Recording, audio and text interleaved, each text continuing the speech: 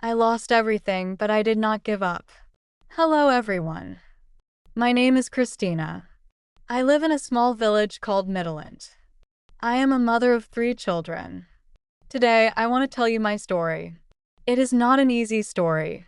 It is a story about love, loss, pain, and hope. I hope you listen to it until the end. 2 years ago, I was living a happy life with my husband, Daniel. Daniel was not a rich man, but he was a hardworking man. He always worked hard to take care of our family. He was a farmer. He owned several farms. He also had 2 big houses. We were not rich, but we had enough to live. My children had food. They had clothes. They went to school. And most importantly, we were happy. Daniel loved our children very much. Every evening, he would sit with us and talk. Sometimes he would tell our children, "Work hard and never give up." I never imagined that those words would become so important to me. One day, my husband became very sick. At first, I thought he would get better. I stayed beside him. I gave him medicine. I prayed for him. But his condition became worse. Then, something happened that I never expected. My husband died. I still remember that terrible day. I could not believe it. I cried for many hours. My children cried too. They kept asking me, "Mom, where's Dad?" I did not know what to say. Their father was gone. The man who had protected us was gone. The man who had worked for us was gone. The man I loved was gone. Our house became very quiet. Everything changed in one day. After my husband's death, I thought my children and I would remain in our home. I thought we would continue using his farms. I thought we would slowly rebuild our lives. But I was wrong. A few weeks after his death, some of his relatives came to our house. They told me to leave. I was shocked. I asked them, "Where should I go with my children?" They told me that the houses and farms belonged to their family. I tried to explain. I told them that Daniel had worked for those properties. I told them that he had left them for his family. But they did not listen. I begged them. I cried. I asked them to give my children a place to live. But they were serious. They wanted everything. I was afraid that the situation would become worse. I did not want my children to see a fight. So I made a painful decision. I left. I packed our clothes. I took my 3 children. And we walked away from our home. I looked back at the house for the last time. My heart was broken. My youngest child asked me, "Mom, why are we leaving our house?" I did not know what to say. I simply told him, "Don't worry, my child. Everything will be okay." But deep inside, I was crying. I did not know where we were going. I did not know how we would survive. We found a small place to stay in the village. It was very different from our old home. The house was small. The walls were old. The roof leaked when it rained. But I had no other choice. I had to be strong for my children. Every morning I woke up early. I looked at my children. Then I went out to look for work. I asked people, "Do you need someone to clean your house?" Sometimes I asked, "Do you need help on your farm?" I was ready to do any honest work. But finding work was not easy. Some people said no. Others told me they had no money. Some people simply ignored me. There were days when I came home with nothing. I missed my husband so much. I missed his voice. I missed his smile. I missed the way he encouraged me. Sometimes I wished he were still alive.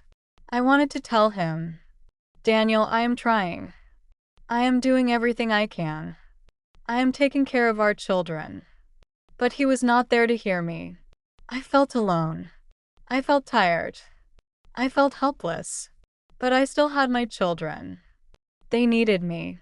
So I continued fighting. One morning, I woke up and had nothing to give my children. There was no food in the house. I had no money. I had no job. I sat outside our small house. I looked at the ground. I felt completely hopeless. I thought about everything I had lost. My husband. My home. Our farms. Our comfortable life. Everything seemed to be gone. I started crying. I said to myself, maybe I cannot continue. Then I heard my children laughing inside the house. I looked at them.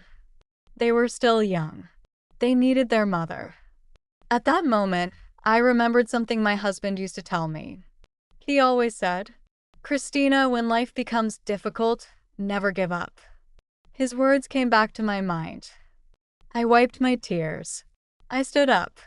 I told myself, no, Christina, you cannot give up. I have 3 children. They need me. I must continue. That afternoon, I walked to another part of the village. There, I met an old woman named Mama Ruth. She looked at me and asked, my daughter, why are you sad? I told her my story. I told her about my husband. I told her about my children. I told her how we had lost our home. I told her that I had no job. Mama Ruth listened to me. She did not interrupt me. When I finished, she held my hand. Then she said, my daughter, I cannot give you money, but I can give you a chance. I looked at her.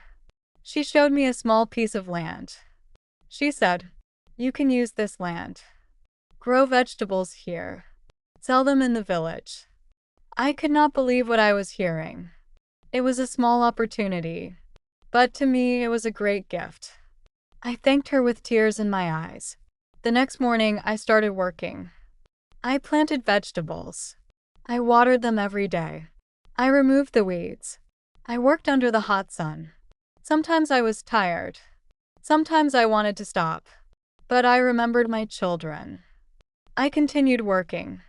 After some weeks, the vegetables started growing. I was very happy. I sold some of them at the village market. With the money, I bought food. I also bought school supplies for my children. It was not much, but it was a beginning. Slowly, things started getting better. I continued working. I saved a little money whenever I could.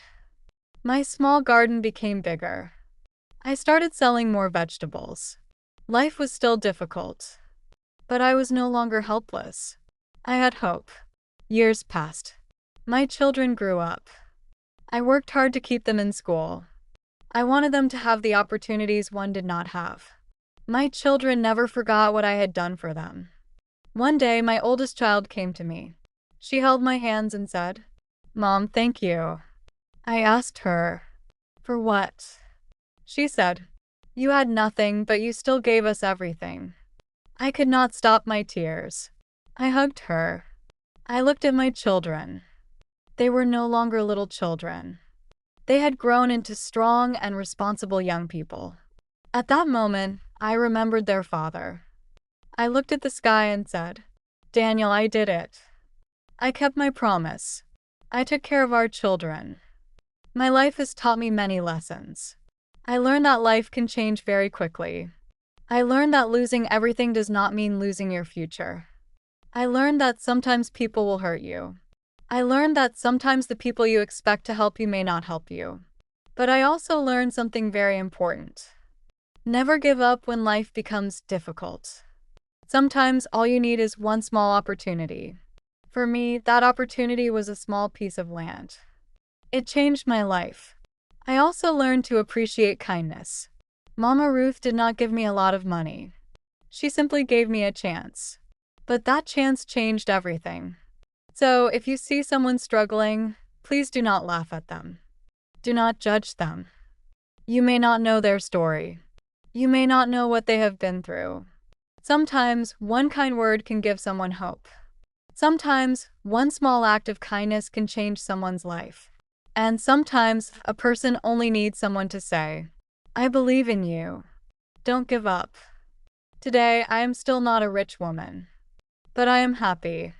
My children are growing. We have food. We have hope. And I am proud of myself. I lost my husband. I lost my home. I lost our farms. I lost almost everything. But I did not lose my courage. I did not lose my hope. And most importantly, I did not give up. Thank you so much for listening to my story. Thank you for listening so attentively and patiently until the end. If my story touched your heart, please like this video, leave a comment, and share it with your friends and family. Your comment may also encourage someone who is going through a difficult time. And please don't forget to subscribe to English Fluency Mastery.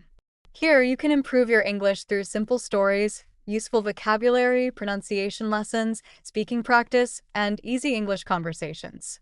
If you want to speak English more confidently and understand English more easily, English Fluency Mastery is the channel for you. Subscribe today and continue learning with me. Thank you for being here. Keep learning, keep practicing, and never give up. See you in the next story.